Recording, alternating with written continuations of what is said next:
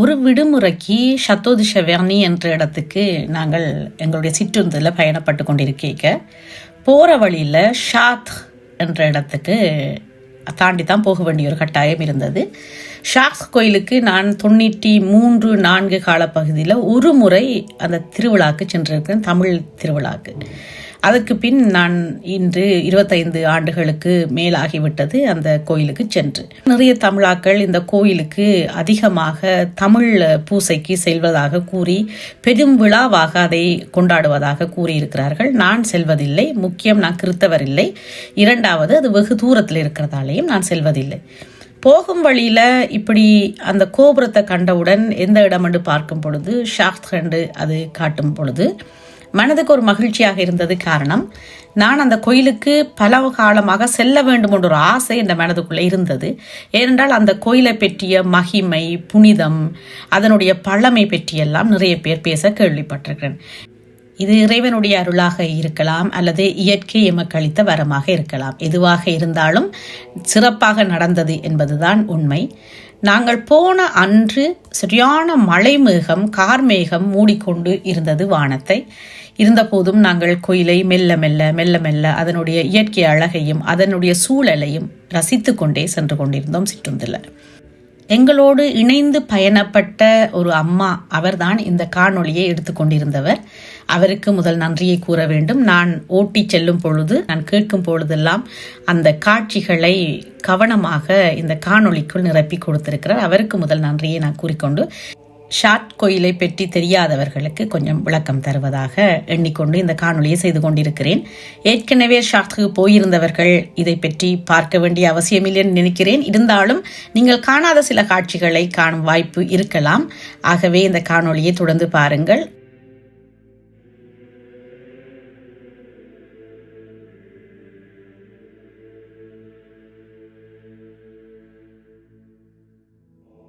இந்த தேவாலயம் அமைந்திருக்கும் ஊரின் பெயர் ஷாத் என்று அழைக்கப்படுகிறது. இங்கு அமைக்கப்பட்ட இந்த மாதாவின் பெயர் நோத்ருதாம் தி ஷாத் என்று சொல்லப்படுகிறது. இது ஒரு கத்தோலிக்க தேவாலயம்.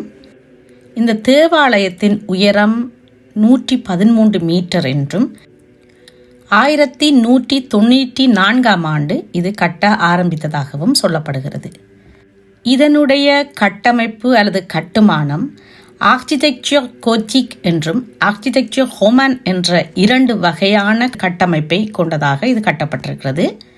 இத்தேவாலயம் கட்டி முடித்த பின் 1252ஆம் ஆண்டு மக்களுக்காக திறந்து வைக்கப்பட்டது.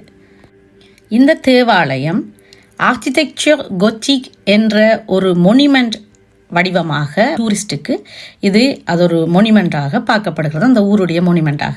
பிரான்ஸ் நாட்டை பொறுத்த வரைக்கும் தேவாலயங்களில் அதிகமான சிலைகள், அந்த புனிதர்களுடைய சிலைகள், மாதாவுடைய சிலைகள் அல்லது இயேசு கிறிஸ்துவின் சிலைகள் அதிகமாக காணப்படும். கோயிலின் மேற்பகுதியில் அமைக்கப்பட்ட கண்ணாடிகளிலும் அழகிய வண்ண ஓவியங்கள் வரையப்பட்டிருக்கும். இது பிரான்ஸ் நாட்டில் சிறப்பாக பார்க்கப்படுகிறது. பாரிஸ் நகரின் மையத்தில் இருக்கும் பாரிஸ் நோத்ருதாம் என்ற சர்ச்சில் கூட இந்த அழகான ஓவியங்கள் அந்த கண்ணாடிகளில் வண்ண நிறங்களில் வரையப்பட்டிருப்பதை நீங்க பார்க்கலாம். அதே போலதான் இந்த கோயிலையும் பல சிற்பங்களும் அழகான அந்த கண்ணாடிகளில் வரையப்பட்ட ஓவியங்களும் மிகவும் பக்குவமாக பாதுகாத்து வருவதாகவும் பழமை வாய்ந்ததாகவும் கூறப்படுகிறது. அன்னை மேரியை இக்கோயிலில் கருவூலத்தில் வைத்து வழிபடப்படுகிறது. பிரான்ஸ் நாட்டில் அதிகமான தேவாலயங்கள் இருக்கும் போதும் ஷார்ட் அல்லது லூர்து இப்படியான இடங்களில் அமைக்கப்பட்ட தேவாலயங்களுக்கு தமிழர்கள் அதிகமாக செல்வதை பார்க்கக்கூடியதாக இருக்கிறது. பாரிஸ் மைய நகரத்தில் இருக்கும் பாரிஸ் நோத்ருதாம் என்ற அந்த தேவாலயத்துக்கு போகும் தமிழர்களை விட தொலைதூரத்தில் இருக்கும் ஷாத் என்ற ஊரில் அமைக்கப்பட்ட இந்த தேவாலயத்திற்கும் லூர்து என்ற ஊரில் அமைக்கப்பட்ட லூர்து மாதா தேவாலயத்திற்கும் எங்களுடைய தமிழர்கள் மதம் வேறுபாடு இன்றி சைவர்களும் வைணவர்களை வணங்குபவர்களும் மற்றும் கிறித்தவர்களும் தேவாலயத்திற்கு கோடை விடுமுறையில் அதிகமாக செல்வதை காணக்கூடியதாக இருக்கிறது. இந்த கோயிலுக்கு நாங்கள் செல்லும் முதல் எல்லோருமே வாகனங்களை அருகில் நிறுத்திவிட்டு தான் செல்லுவார்கள். நாங்கள் கொஞ்சம் தூரம் தள்ளி நிறுத்திவிட்டு நடந்தே அந்த கோயிலுக்கு சென்றிருந்தோம். அந்த ஊர் மிக அருமையாக இருந்தது, அழகாக இருந்தது. மலை மேல் அந்த கோயில் இருப்பதால் மெல்ல மெல்ல அந்த ஊரும் அந்த மலையை நோக்கி நகர்ந்து கொண்டிருந்தது. இந்த கோவிலுக்கு அடிக்கடி சென்று வந்தவர்கள் அந்த ஊரை சுற்றி பார்க்கும் வாய்ப்பு இருந்ததா எனக்கு தெரியவில்லை. ஆகவே என்னுடன் வாருங்கள், அந்த ஊரை மெதுவாக நான் உங்களுக்கு சுட்டி காட்டுகிறேன். கோவிலுக்கு செல்லும் வழியில் ஒரு உணவகம் ஒன்று இருந்தது. மாறுபட்ட அல்லது ஒரு விதமான ஒரு அழகான கட்டமைப்பை அது கொண்டிருந்தது. இதை நாங்கள் நிறுத்தி அதில் நின்று புகைப்படம் எல்லாம் எடுத்துக்கொண்டு பார்க்கும் பொழுது கோவிலின் கோபுரமும் எங்கள் கண்களுக்கு தென்பட்டது. இந்த கோயிலின் அருகில் ஒரு பொம்மை கடை என்று சொல்லலாம். பொம்மைகளின் சிலைகள், அதாவது சிறிய சிறிய அளவில் விற்கும் ஒரு கடையாக அது இருந்தது. கூடுதலாக பாடகர்கள், லண்டன் அரசி போன்றவர்களுடைய சிலைகள் எல்லாம் இங்கு விற்கப்பட்டது. அதில் முக்கியமாக அந்த கார்ட்டூனில் வரும் அந்த சிலைகளும் அதிகமாக பார்க்கக்கூடியதாக இருந்தது. விலையும் அதே போல மிக அதிகமாக இருந்தது. இந்த அனைத்து சிலைகளுக்கும் மத்தியில் ஒரு சிறுவனின் சிலை இருந்தது. இந்த சிறுவனின் சிலையை பற்றி நான் கொஞ்சம் உங்களிடம் குறிப்பிட வேண்டும். இவரை லு பெத்தி பிரான்ஸ் என்று அழைக்கப்படுகிறது. சிறிய இளவரசன் என்று இவரை பிரெஞ்சு மொழியில் அழைக்கப்படுகிறது. இது ஒரு கட்டுக்கதையான ஒரு விடயம். இந்த கதையை எழுதியவர் ஆந்துவான் தி சாண்ட் எக்ஸுபெரி என்றவர். 1943ஆம் ஆண்டு இந்த கதை நியூயார்க் நகரத்தில் வெளியிடப்பட்டது. இருந்தாலும் இது பிரான்ஸ் நாட்டைச் சேர்ந்த ஒரு கதைதான். இந்த கதை பிரான்ஸ் நாட்டில் மிகவும் பிரபல்யமான கதை. சிறுவர்கள் பள்ளியில் கட்டாயமாக கற்றுக்கொள்ளப்படும் கதையாக இது இருக்கிறது. ஆனால் இந்த கதைக்கும் இந்த ஷார்ட்ஸ் என்ற ஊருக்கும் ஏதாவது சம்பந்தம் இருக்கா என்று எனக்கு தெரியவில்லை. இதோ நாங்கள் கோயிலின் வாயிலுக்கு சென்று கொண்டிருக்கிறோம். நாங்கள் செல்லும் பொழுது மண் காற்று வீச தொடங்கிட்டது. அந்த கோயிலை சுற்றி கோயிலை திருத்தும் பணிகள் நடந்து கொண்டிருந்தது. அந்த திருத்தும் பணிக்காக இறைக்கப்பட்ட மண்கள் எல்லாம் காற்றில் அடித்து முகத்தில் எல்லாம் எங்களுக்கு வீச தொடங்கிட்டது.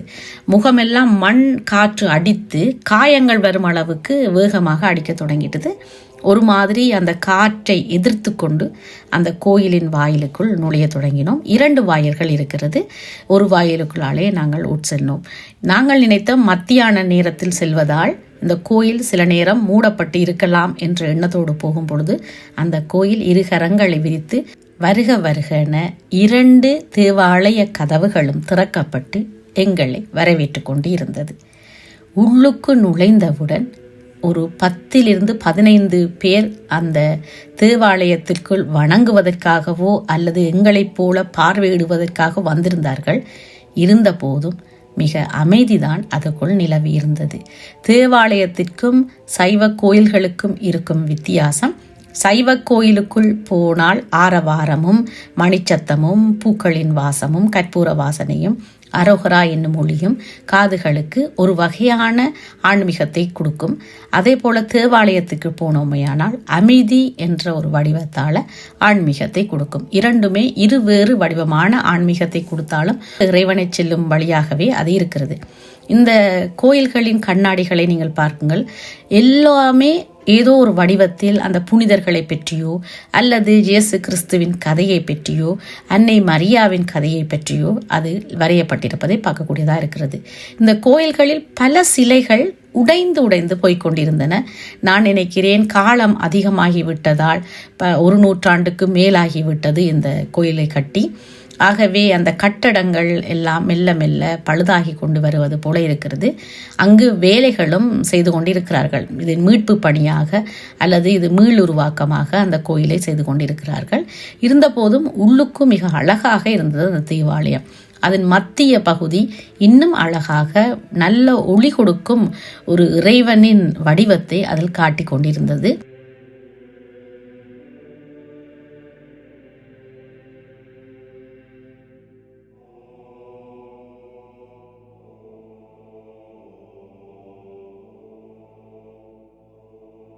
கோயிலுக்குள் நீங்கள் சென்று மெல்லமாக அந்த உள்வீதியை சுற்றி பார்த்தீர்களேயானால் ஒவ்வொரு சிலைகளும் ஒவ்வொரு கதைகளை கூறிக்கொண்டிருக்கிறது.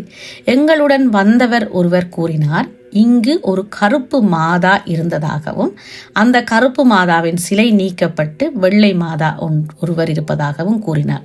இதில் எவ்வளவு உண்மை இருக்கிறது என்று எனக்கு தெரியவில்லை. நான் அப்படி மாதாவை கண்ட ஞாபகம் எனக்கு இல்லை.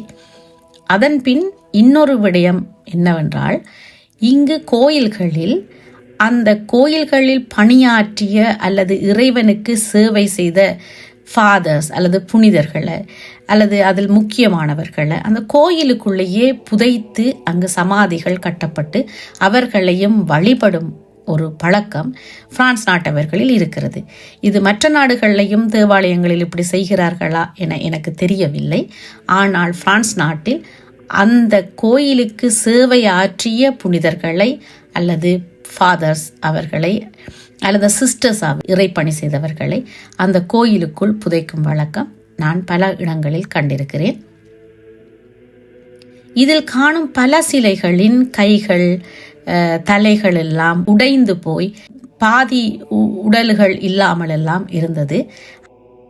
பிரான்ஸ் நாட்டின் தேவாலயங்களில் இறைவனுக்காக ஏற்றப்படும் மெழுகுதிரிகள் மக்களுக்கு முன் வைக்கப்படுகிறது.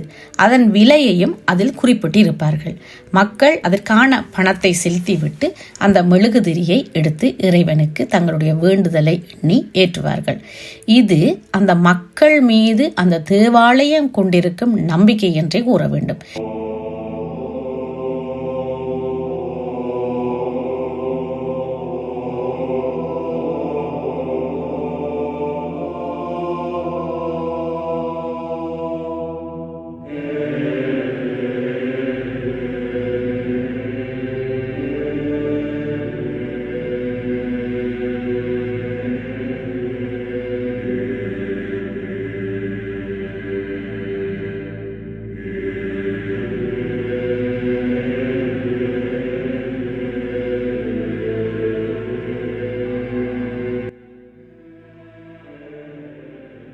இதில் காட்டப்படும் இந்த மாதா கருப்பு நிறத்தவராக இருக்கிறார்.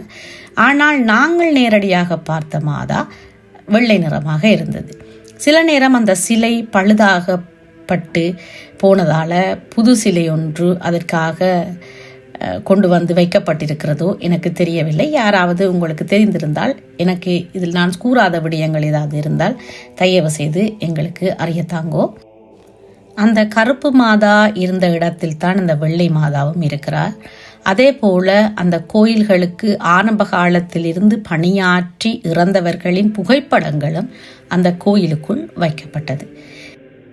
சைவ கோயில்களில் இறந்தவர்களின் படங்களை, நாங்கள் இறந்தவர்களின் சமாதிகளை உள்ளுக்கு கொண்டு போவதும் இல்லை, வைப்பதும் இல்லை. ஆனால் தேவாலயத்தில் அதற்கான உரிமைகள் இருக்கிறது. இரண்டும் வேறுபட்ட திசைகளை நோக்கி செல்லும் மதங்கள் என்பது இதிலிருந்தே அதை புரிந்து கொள்ளக்கூடியதாக இருக்கிறது. மிக ஆறுதலாக நிதானமாக அந்த கோவிலை, ஒவ்வொரு சிலைகளை, மாதாவை, இயேசு கிறிஸ்துவை எல்லாம் வணங்கி என்னுடைய ஆசை தீரும் வரைக்கும் அந்த கோயிலை சுற்றி பார்த்து அமைதியாக அந்த இருக்கையிலிருந்து இறைவனை நோக்கி சில விடயங்களை கூறிவிட்டு வெளியில் வந்து மறுபடியும் நாங்கள் எந்த வழியில் வந்தோமோ அந்த வழியிலேயே திரும்ப செல்ல தொடங்கினோம்.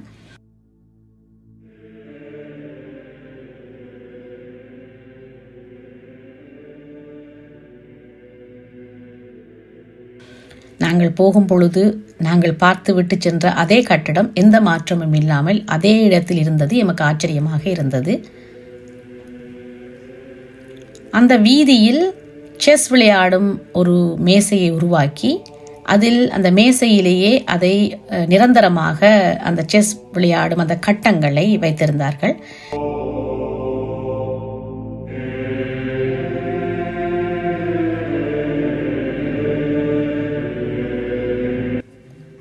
எப்படி மலைக்கு ஏறி வந்தோமோ அதே போல இனி நாங்கள் இறங்கிச் செல்ல வேண்டிய கட்டாயமாக இருந்தது. ஏறி வரும்போது இருந்த களைப்பு இறங்கிச் செல்லும் போது இல்லை. மிக ஆனந்தமாக ஓடி ஓடி இறங்கிச் சென்றோம். நாங்கள் இறங்கி வந்து கொண்டிருக்கும் பொழுது ஒவ்வொரு வீதிகளின் பெயர்களையும் ஆச்சரியத்துடன் வாசித்து கொண்டு வந்தோம். இதில் ரூ து லூர்ஸ் ரூஷ் என்று எழுதப்பட்டிருக்கிறது. ஊர்ஸ் என்றால் கரடி, ரூஷ் என்றால் சிவப்பு. சிவப்பு கரடி வீதி என்று இதற்கு பெயரிட்டிருக்கிறார்கள். அதே போல முன்னம் ஹுய்துல்லே என்று எழுதப்பட்டது, பால் வீதி என்று சொல்லலாம். அங்கு பால் பண்ணை இருந்ததோ என்னமோ தெரியவில்லை. இந்த கோயிலின் அருகாமையில் ஒரு 10 நிமிட நடையும் இருக்காது, அதில் ஒரு ஆறு ஓடுகிறது. இதுவும் அந்த ஊருக்கான ஒரு சிறப்பான விடயமாக பார்க்கப்படுகிறது.